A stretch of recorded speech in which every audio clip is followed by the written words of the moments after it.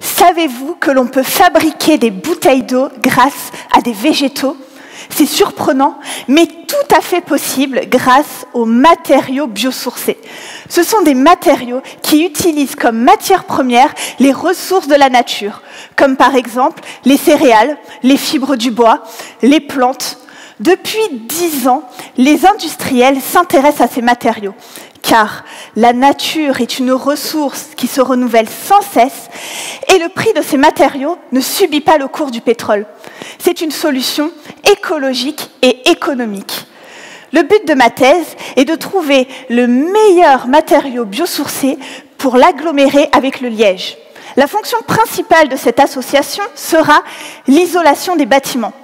Alors, des panneaux isolants en liège existent déjà, mais soit ils sont agglomérés avec une colle en polyuréthane qui est toxique, irritante, issue de la pétrochimie, soit on agglomère le liège en le détériorant à 300 degrés avec une forte pression d'eau. Je veux alors trouver un matériau qui soit biosourcé et qui réagisse à plus faible température avec le liège pour consommer moins d'énergie. Pour cela, 2 voies s'offrent à moi.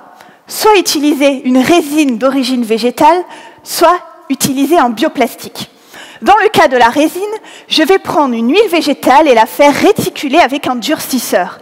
C'est-à-dire, je vais créer un réseau en 3 dimensions de chaînes moléculaires. Et je vais les faire réticuler. Et ce sera ma résine. Pour faire mon mélange, je vais mélanger ma résine avec mon liège, je vais les faire chauffer et ils vont se durcir de manière irréversible. Comme par exemple, quand vous cuisez des blancs en neige avec du sucre pour faire des meringues. Dans le cas du bioplastique, je m'intéresse aux interactions qu'il y a entre les grains du liège et mon plastique biosourcé. La conception de ce matériau ressemble à celle du gâteau au chocolat. Le liège représente ma farine et mon chocolat représente mon plastique. Quand je fais mon gâteau, je prends ma farine et mon chocolat fondu, je les mets au four et je déguste mon gâteau. Et tout mon gâteau a le goût du chocolat. Et bien là, je vais prendre mon liège, je vais le mélanger à mon plastique. Quand je vais les chauffer, le plastique va fondre et tous mes grains de liège vont être liés entre eux. Pour optimiser ces interactions, je dois faire attention à la taille des grains de mon liège ainsi qu'à la quantité de plastique utilisée.